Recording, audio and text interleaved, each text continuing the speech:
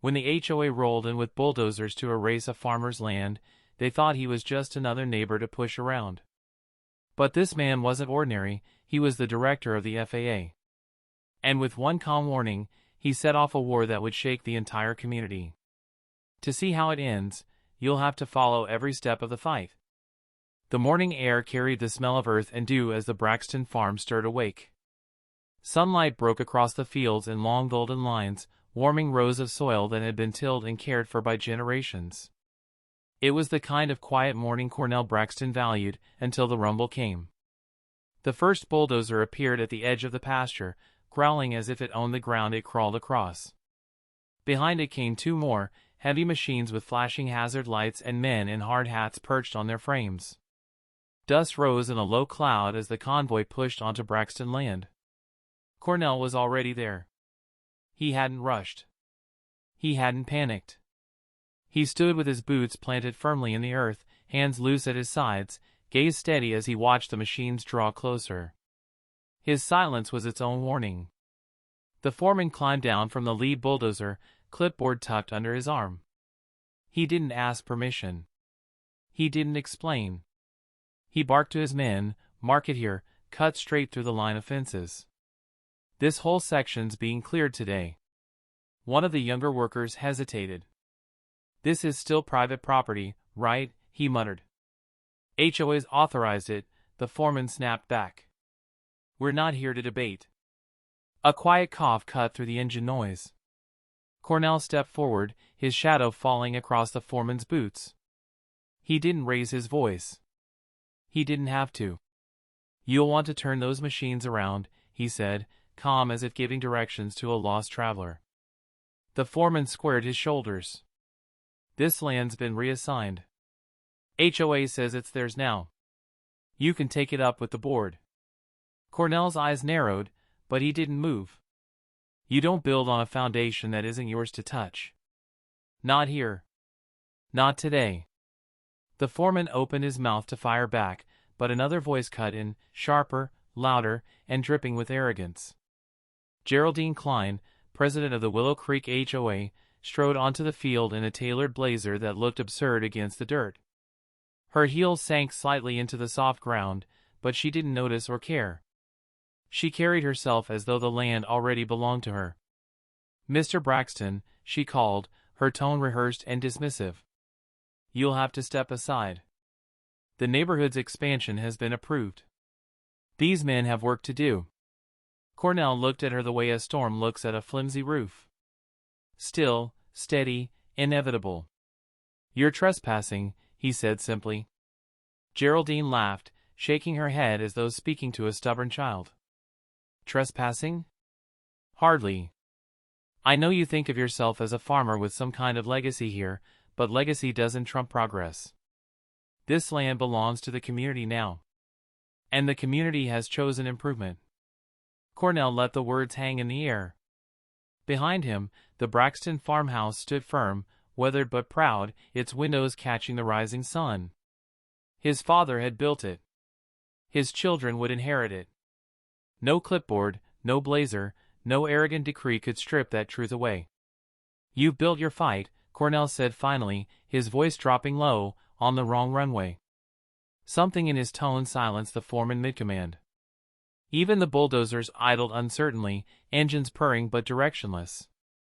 Geraldine's smile faltered, just for a moment, as though she sensed the ground beneath her wasn't as solid as she imagined. Cornell didn't shout. He didn't threaten. He simply turned his gaze toward the machines and said, "Move them out." The younger worker who had hesitated earlier glanced at the foreman, then at Geraldine, and finally at Cornell. Without a word, he climbed back into the bulldozer and reversed, the steel beast retreating across the dirt. One by one, the others followed. Geraldine's face flushed red. "This isn't over," she snapped, her voice too sharp to mask the tremor in it. Cornell gave her nothing more than silence. His calm was more powerful than any argument. As the dust settled and the machines disappeared over the rise, Rosalind Braxton stepped onto the porch of their farmhouse, a dish towel in her hands. Patrice and Anthony, their children, peeked from behind her, wide-eyed at what they had just witnessed. Cornell turned back to them, his expression steady. "Back to breakfast," he said softly, as though nothing unusual had happened. But the message was clear. The HOA had brought its fight to Braxton land. And Cornell Braxton had just shown them, without raising a hand, that some battles couldn't be won with bulldozers or blazers. They would come again. And next time, they would come harder. The sun had risen higher by the time the dust from the bulldozers settled. To an outsider, the Braxton farm might have looked ordinary, a modest white farmhouse, a red barn with peeling paint, and acres of soil stretching toward the horizon. But every inch of it carried a story. Inside the kitchen, Rosalind Braxton moved with quiet efficiency, sliding scrambled eggs from a cast-iron skillet onto plates. Her movements had the rhythm of habit, but her mind was elsewhere. She had seen the way Cornell stood against the HOA that morning, silent, immovable, the way he always did. Yet behind his calm eyes, she knew the fight was beginning. Patrice, their eldest, sat at the table, chin propped in her hand. At 20, she was sharp-eyed and sharp-tongued, a law student with a spine of steel she had inherited from both parents. "They're going to try again," she said flatly, pushing food around her plate. "People like Geraldine don't stop after the first no." Anthony, younger by 3 years, bristled. His hands were still dirt-stained from helping in the fields earlier. "They can try all they want." Dad shut them down without even raising his voice. He said it with pride, as if Cornell were some kind of unshakable giant. Cornell finally joined them, sliding into his chair with the unhurried steadiness of a man who carried both authority and patience. He reached for his coffee. "They'll be back," he admitted, his voice low and certain. "And next time, they won't bring just machines. They'll bring papers, lawyers, and a crowd." Rosalind set her hands on the back of his chair. "And what do we do when they come harder?" Cornell's gaze lifted to meet hers. His calm never wavered. "We do what we've always done. Stand firm." But this time, he tapped the table twice, as if marking a point in the air. "We remind them the runway isn't theirs to pave over. It's federal. Protected." Patrice leaned forward. "You mean you'll use your position?" Cornell's lips twitched at the corner, not quite a smile. "I mean, I'll use the truth. They're trying to fight with lies and arrogance. That always collapses under its own weight." The conversation quieted for a while, the clinking of forks the only sound. From the window, Anthony stared out at the fields. He could almost see his grandfather walking those same rows, hear the stories of how the Braxtons had worked this land through droughts, storms, and lean years. To him, the land wasn't just property. It was blood, sweat, memory, roots deeper than any fence Geraldine Klein could throw up. Later that afternoon, Cornell took his children out to the runway. To the casual eye, it was nothing more than a long strip of gravel and asphalt cutting through the fields. But to Cornell, it was history and future in one. His father had cleared the space decades ago, long before Willow Creek was built. "Look here," Cornell said, kneeling to brush his hand across the faded white paint lines. "This isn't just a strip of rock. It's proof that our land connects to the sky. That's what scares them. They can't control what takes off from here." Anthony crouched beside him, eyes wide. "Will I ever fly from it?" Cornell's gaze softened, a rare crack in his usual reserve. "One day. But for now, it's not about flying. It's about protecting what lets us fly." Patrice crossed her arms, studying the stretch of runway. "And what if the HOA tries to block it legally?" "Then you'll learn faster than you thought," Cornell answered, standing tall again. "Law school doesn't give you real fights. Life does." The siblings exchanged a look, half pride, half weight of responsibility. They were young, but the legacy was theirs as much as Cornell's. As dusk fell, the family gathered on the porch. Fireflies sparked over the fields. For a moment, it was peace again. But across the way, headlights flared. Cars slowed near the Braxton property, silhouettes pausing to stare before moving on. Whispered rumors were already circling Willow Creek. Some neighbors admired the Braxtons' defiance, others resented it. Rosalind folded her arms tightly. They're watching us. Cornell only sipped his tea, eyes on the horizon. Good, he said. Let them see exactly who they're up against. And as the night settled over the farm, the Braxtons knew the battle had only begun. The Willow Creek Community Center buzzed with voices that evening. Folding chairs scraped across the polished floor, neighbors clustered in small knots, whispering about what had happened on the Braxton land. Word of the bulldozers being turned away had spread faster than wildfire, and curiosity brought nearly everyone out. At the front of the room, a long table had been arranged like a courtroom bench. Geraldine Klein sat in the center seat, posture stiff, lips pressed into a smug smile. Beside her, 2 board members stacked files and shuffled papers, props meant to project authority.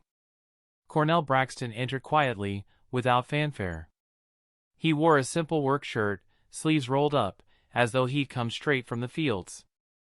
He didn't hurry, didn't glance around for allies. His presence alone shifted the air. Conversations dipped, then hushed. Patrice and Anthony followed behind him, slipping into seats near the back. Rosalind stayed home, though her absence didn't weaken the Braxtons' resolve, it only sharpened it. Geraldine tapped the microphone. Let's come to order, she said, her voice echoing too loudly in the hall. Tonight's meeting will address the matter of community expansion and certain obstacles. Her eyes flicked toward Cornell, full of venom wrapped in civility. A man in the second row raised his hand. You mean the Braxton farm? Geraldine's smile tightened. Yes. Progress demands that we consider the greater good. The neighborhood has outgrown its current boundaries. The HOA has approved an extension of our communal spaces and a private recreational airstrip. Murmurs rippled through the crowd. Some neighbors nodded approvingly. Others frowned. Cornell rose slowly, drawing every gaze as though the air itself shifted to make room for him. He didn't walk to the microphone, he simply spoke, and his voice carried. This land you speak of, he began, does not belong to the HOA. It belongs to the Braxton family.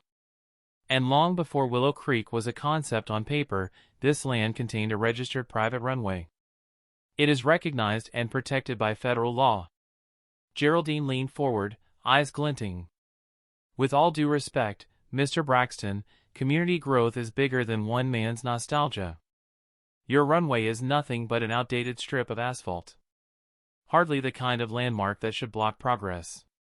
Cornell's gaze didn't waver. Outdated or not, it is licensed by the FAA. And the FAA does not answer to neighborhood boards. A hush fell. Even those unfamiliar with regulations felt the weight of his words. Federal. Untouchable. One of the board members, an accountant with round glasses, cleared his throat nervously. But, surely there are loopholes. Zoning laws, shared easements. Patrice stood suddenly from the back, her voice crisp and cutting. No loophole supersedes federal aviation regulation. Though only a student, her command of legal language turned heads. Any attempt to seize or build on that runway is not only illegal, it's reckless. The room stirred again. Neighbors whispered, some nodding, others scowling. The lines of division were starting to show. Geraldine's composure cracked. She slapped her palm on the table. Do you want this entire community to stagnate because one family refuses to evolve? We could have parks, pools, amenities. And instead we're shackled to an old man's obsession with airplanes. Cornell stepped forward at last, closing the distance between himself and Geraldine. His calm was like stone, immovable against her storm. This isn't about airplanes, he said. It's about respect. You can't erase roots because they inconvenience you.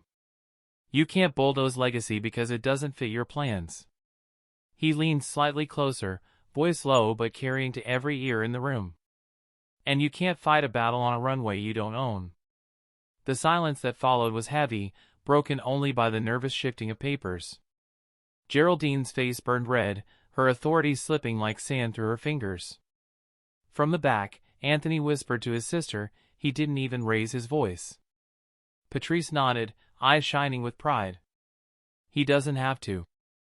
The meeting adjourned in chaos, neighbors shouting over one another, some rallying behind Geraldine, others quietly siding with the Braxtons. Geraldine swept out of the hall, her heels clicking like gunshots, but her head was held high. Pride wouldn't let her admit defeat, not yet. Cornell walked out last, unhurried, shoulders squared. To the casual eye, he looked like a man who had simply attended a meeting. But those who had watched closely knew, the first shots had been fired, and the real war was just beginning. The following week, Willow Creek no longer felt like the tidy, harmonious suburb it once pretended to be. Conversations over white picket fences had grown sharp. Neighbors who once traded recipes or waved at each other during morning jogs now exchanged cold stares or whispered behind closed doors. The HOA's meeting had ignited something deeper than a zoning dispute, it had cracked the foundation of the community. On a bright Saturday morning, Geraldine Klein hosted an informal gathering at her home. She dressed the part of the visionary leader, standing in her manicured backyard with a glass of sparkling water, talking about progress and shared prosperity. Around her, a group of homeowners nodded along, mostly the ones with newer houses, families eager for rising property values, people who saw amenities as upgrades to their lifestyle. Think about it, Geraldine urged. A community pool, a proper clubhouse, maybe even a cafe near the airstrip. Property values will soar. We'll attract the right kind of residents. Someone asked quietly, and the Braxtons? Geraldine's smile thinned. They'll adapt, or they'll sell. Every family has a breaking point. Meanwhile, across the neighborhood, the Braxton farm buzzed with a different kind of gathering. Cornell had invited longtime residents, many of whom remembered when the Braxton fields were the only thing standing before the housing boom. They sat on folding chairs beneath the shade of an oak tree.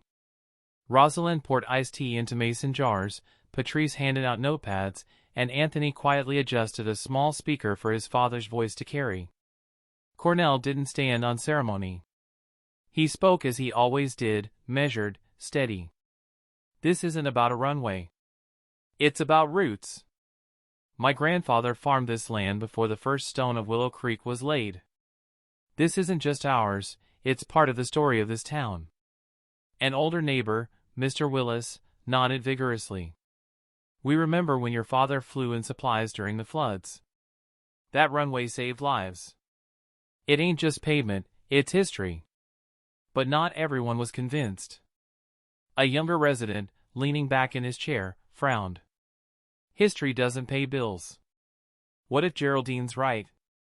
What if new amenities make things better for everyone? Patrice leaned forward, her voice sharp. At what cost? You think selling your soul for a swimming pool will make this neighborhood stronger? They're not building for us, they're building for profit. The man shifted uncomfortably, and silence followed. Cornell didn't scold. Instead, he let the moment hang, then said quietly, the HOA wants you to believe their vision is progress. But progress that tramples people isn't progress, it's control. The crowd murmured. Some nodded, others hesitated. The divide was real, growing wider by the day. That night, Geraldine sat in her office, reviewing papers spread across her mahogany desk. Zoning maps, HOA bylaws, even drafts of letters to county officials. Her pride burned hotter with every glance at the Braxton name. She refused to be humiliated by a man who thought his federal title made him untouchable. A knock at her door startled her.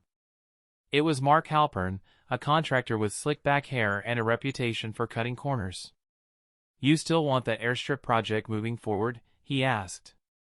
Geraldine's eyes hardened. Yes. The Braxtons won't stop me. Not when I've got the board, investors, and soon, county backing. Mark grinned. Then leave it to me. One way or another, that farm's gonna bend. Back at the Braxton home, Rosalind sat with Cornell on the porch, watching fireflies dance in the humid night. She spoke softly, worry threading her words. They're not just after the land, Cornell. They're after us. Cornell sipped his tea, gazed steady on the dark horizon. Then they'll learn what happens when you build a war on the wrong runway. In Willow Creek, the fault lines had been drawn. Friend against friend, neighbor against neighbor. And at the center of it all, two leaders, Geraldine Klein and Cornell Braxton, each refusing to back down. The quiet suburb was about to become a battlefield. By mid-September, Willow Creek's calm exterior had splintered. Neighbors who once waved from driveways now crossed the street to avoid each other. The HOA newsletter had become propaganda, plastered with Geraldine Klein's slogans about growth and community evolution. The Braxton farm was painted as an obstacle, a blemish keeping Willow Creek from reaching its true potential. Cornell read the latest issue in silence at his kitchen table, his jaw tightening. Across from him, Patrice slammed her hand on the page. "She's turning everyone against us, Daddy. Making it sound like we're selfish for holding on to what's ours." Rosalind placed a calming hand on her daughter's shoulder. "That's what bullies do. They twist stories until people forget the truth." Cornell folded the paper neatly and set it aside. "Words are easy. What comes next will tell us how far Geraldine is willing to go."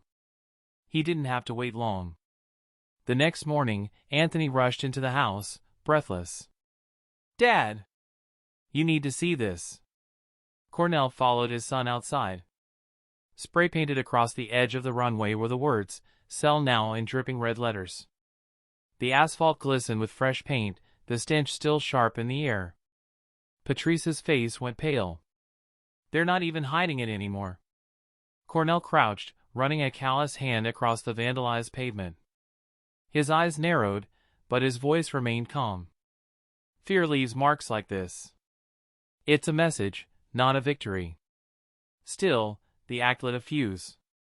By evening, rumors swirled that contractors had been spotted near the county office, filing permits in Geraldine's name. A neighbor whispered that she'd already secured investors. The sense of inevitability hung over the farm like a storm cloud. That night, Cornell drove into town and parked outside the county courthouse. His connections as FAA director gave him access most men didn't have. By the dim glow of the streetlights, he leafed through public filings. Sure enough, Geraldine Klein's name was stamped across multiple applications for community expansion. Attached were proposals for a recreational airstrip on the Braxton Runway. Cornell's jaw clenched. She wasn't bluffing. She was declaring war. The next HOA meeting crackled with tension. This time, security guards in cheap uniforms flanked the doors, their presence meant to intimidate. Inside, Geraldine addressed the crowd with practiced charm. "We must think about the future," she said, gesturing to glossy renderings of parks and pools. "The Braxton land has the potential to transform Willow Creek into the premier community in this county." A hand shot up. It was Mr. Willis, his voice trembling with age but steady with conviction. "That land already has a purpose, Geraldine. You can't just erase history because you want a prettier brochure." Applause broke out from one side of the room, boos from the other. Cornell stood, commanding attention without a microphone. His calm presence was a counterweight to Geraldine's fiery performance. "This is not just a neighborhood dispute anymore. Federal law protects that runway. And I assure you, the FAA takes violations seriously." Geraldine's smile faltered for just a second before she snapped back, venom in her tone. "Then maybe the FAA should stay out of neighborhood matters." Cornell's reply was quiet, but it cut like steel. "The FAA stays out of neighborhood matters until someone tries to build on its runways." The room erupted, shouts, arguments, chairs scraping. Security stepped forward, but Cornell simply walked out, unhurried, the crowd parting like water around him. His family followed close behind. Outside, under the street lamps, Patrice whispered, "She won't stop, Dad. She'll just keep pushing." Cornell looked at the dark sky above the neighborhood he once called peaceful. His voice carried the certainty of a man who had seen wars start with less. "Then we'll be ready when she crosses the line." Back inside the hall, Geraldine gripped the edge of the podium, her knuckles white. She had lost control of the narrative tonight, and she knew it. Pride, and something darker, burned in her chest. The escalation had begun. And there would be no turning back. The night was unusually still on the Braxton farm, the kind of silence that felt unnatural. Cornell sat on the porch, listening, his instincts sharpened by years of discipline. He heard the faint hum before anyone else, the distant growl of heavy engines. Moments later, headlights cut through the fields. A convoy of trucks rolled up to the edge of the Braxton property, their silhouettes tall and menacing. Men in reflective vests jumped out, carrying survey equipment, clipboards, and cans of spray paint. Rosalind rushed out to the porch, clutching her robe. "Cornell, what is this?" "Contractors," he said, rising slowly. His voice was steady, but his eyes narrowed. "Sent by Geraldine." The workers spread out quickly, marking the ground, placing stakes, and snapping photos of the runway. One of them approached with a clipboard. "Sir, we've been authorized by the Willow Creek HOA to begin preliminary assessments for community expansion. Please don't interfere." Cornell stepped down from the porch, his shadow stretching long across the yard. "You're trespassing on private property." The man shifted uncomfortably. "We were told." "You were told wrong," Cornell interrupted, his voice like iron. "This is FAA protected land. Any unauthorized construction here is a federal violation. Pack up your trucks. Now." The workers hesitated. A few glanced nervously at each other, already uneasy. But before they could retreat, a black SUV pulled up behind the trucks. Geraldine Klein stepped out, heels clicking against the gravel. Her face gleamed in the headlights, a smirk plastered across it. "Cornell, really? Do you think your title makes you invincible? This land will be ours, one way or another." Rosalind moved closer to her husband, her eyes flashing. "This is harassment, Geraldine. You've crossed the line." Geraldine's smirk hardened. "Lines are meant to be moved." She gestured to the contractors. "Continue." Cornell's calm broke just enough for a spark to show. He reached into his pocket, pulled out a badge, and held it up under the SUV's beams. The gold glinted in the light, the seal of the Federal Aviation Administration. "Let me be clear," he said, his voice ringing across the dark fields. "You are not moving a single stake on this land. If you proceed, I will not call the sheriff. I will call federal enforcement. And you will answer to Washington, not Willow Creek." The men froze. Even Geraldine's smirk faltered, but pride forced her to hold her ground. "You wouldn't dare." Cornell stepped closer, so only she could hear the next words. "Try me." For a long moment, the night held its breath. Then, one by one, the contractors packed up their gear, loaded into their trucks, and drove off into the darkness. Geraldine stood alone beside her SUV, her face twisted with rage she could no longer mask. "This isn't over," she spat, before slamming her door and speeding away. Back on the porch, Patrice's hands trembled. "Dad, she'll just come back harder. People like her don't stop when they're embarrassed, they double down." Anthony added quietly, "What if she finds a way around the law?" Cornell looked out over the land, the runway faintly visible in the moonlight. "Then we stand ready. The HOA thinks this is about power. They don't understand that it's about survival." Rosalind touched his arm gently. "But how far are you willing to go, Cornell? This isn't just your fight, it's ours too." He didn't answer right away. Instead, he stared at the horizon, knowing Geraldine's pride had been wounded tonight. A wounded pride was more dangerous than arrogance, it was desperate, unpredictable. For the first time, Cornell admitted to himself that this wouldn't be solved with calm words alone. Geraldine had crossed the line. The next step she took would drag Willow Creek past the point of no return. The breaking point had come, and the real war for the Braxton land was about to begin. 2 days after the midnight standoff on the Braxton farm, Willow Creek woke to a new battlefront, this time not in the fields, but in the courtroom. Cornell received a thick envelope in the morning mail. Inside was a formal notice stamped with the Willow Creek HOA's seal. It accused the Braxton family of multiple violations, improper land use, non-compliance with neighborhood regulations, and endangerment of community safety. Attached were photographs of the runway, some staged to look cracked and unsafe, others clearly doctored. Patrice flipped through the papers in disbelief. "They're lying, Dad. Look at this picture isn't even our property. They photoshopped it." Anthony's fists clenched. "They're not playing fair anymore. They're trying to bury us in paperwork." Cornell scanned each page with steady eyes. His voice was calm, but the weight in it made his family fall silent. "This isn't about fairness. It's about pressure. They're hoping to drain us before the real fight begins." Rosalind sighed, her shoulders heavy. "And what if neighbors believe it? What if people start thinking we're a danger?" Cornell folded the papers neatly. "Then we prove the truth louder than their lies." But Geraldine's retaliation didn't stop at lawsuits. That night, the Braxtons woke to chaos, headlights sweeping across their land, horns blaring, fireworks cracking in the air above the farm. A group of masked men in pickup trucks sped along the edge of the property, throwing beer bottles and shouting insults.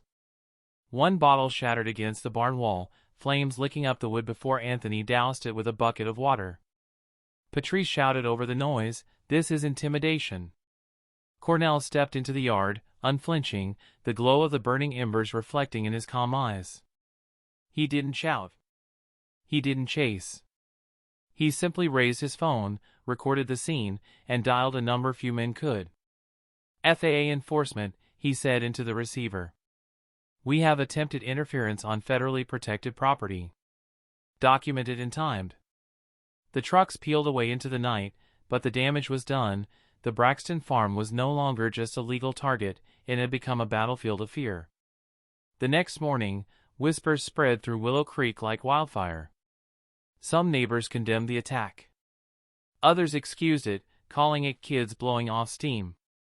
Geraldine, of course, denied involvement. But behind closed doors, she met with Mark Halpern, the contractor. "You promised this would break him," she snapped, pacing her office. Halpern shrugged. "Fear takes time. The man's harder than I expected. But keep tightening the screws, lawsuits, harassment, permits. Everyone breaks eventually." Geraldine's pride burned. She wasn't used to resistance, especially not from someone she considered beneath her authority. Her voice sharpened. "No. He won't just break. He'll be crushed. By the time I'm done, the Braxtons won't have a single friend left in this community." Meanwhile, Cornell convened a quiet meeting in his barn. The same neighbors who had once benefited from his airstrip came, faces grim but determined. Mr. Willis, leaning on his cane, spoke first. "This isn't just your fight anymore, Cornell. If they can take your land, they can take any of ours. We stand with you." Cornell nodded. "Then we stand together. Because this isn't about one farm. It's about whether we let fear and pride dictate our future." Patrice scribbled notes furiously, outlining legal counters and federal precedents. Anthony started training younger neighbors on basic security, patrols, cameras, safe reporting. The Braxton farm was transforming into more than a home. It was becoming a stronghold. But Geraldine wasn't blind to the shift. Watching from her window as neighbors gathered near the Braxton fields, she clenched her jaw. Her retaliation had stirred unity instead of submission. And pride alone would not be enough to stop what was coming. The next move would have to be bigger. Riskier. And in Willow Creek, risk was about to become danger. The storm broke on a Friday evening. Dark clouds gathered over Willow Creek as if the sky itself knew what was coming. Cornell Braxton stood at the edge of his runway, arms crossed, watching the horizon. Behind him, neighbors who had once been divided now stood together, Mr. Willis with his cane, families clutching thermoses of coffee, teenagers setting up portable lights. The Braxton farm had become a fortress, not of walls, but of willpower. Patrice scrolled through her laptop, eyes sharp. "Dad, Geraldine's pushed an emergency vote through the HOA board. If it passes, they'll claim the authority to seize land for community use. It's illegal, but if the county sees enough signatures, it'll stall us in court for years. Anthony's voice was tense. She's coming tonight, isn't she? Cornell didn't answer. He didn't have to. The distant rumble of engines confirmed it. Headlights appeared down the road, trucks, SUVs, even construction vehicles. At the front was Geraldine's black SUV, polished and gleaming like a general's chariot. She stepped out, umbrella snapping open against the drizzle, her smile sharp as broken glass. "Cornell," she called, voice carrying across the wet night. "You've made this harder than it needed to be. But it ends now. The HOA has voted, the permits are filed, and by tomorrow, this runway will belong to Willow Creek." The crowd of neighbors shifted uneasily. Some shouted back in protest, others simply glared. Cornell took a step forward, his presence steady as the rain. "You've filed papers built on lies, Geraldine. You've harassed, intimidated, vandalized. And now you stand here thinking pride will protect you." He reached into his jacket and pulled out a slim black folder, raising it high. "What you forget is that this land isn't just mine. It's federal." Geraldine's smirk faltered when she saw the FAA seal stamped across the documents. Cornell's voice carried like thunder. "These orders authorize full protection of this runway. Any attempt to build here is a violation of federal aviation law. And violations come with consequences." Behind him, neighbors erupted in cheers. But Geraldine wasn't finished. Pride burned too deep. She waved her hand, and the contractors moved toward the runway, equipment in hand. Cornell didn't move. He simply raised his phone and pressed a button. Within moments, sirens wailed in the distance. Black SUVs with federal plates tore down the road, lights flashing. FAA enforcement officers and U.S. Marshals poured onto the property, badges gleaming under the stormy sky. "Step away from the runway," an officer barked. "All unauthorized personnel, drop your equipment now." The contractors froze, dropping stakes and spray cans as officers advanced. Geraldine's face drained of color, but her pride refused to bow.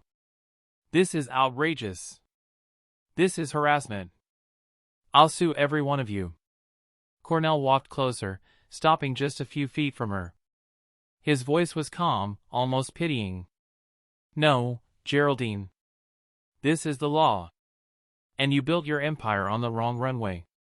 For the first time, Geraldine Klein had no words.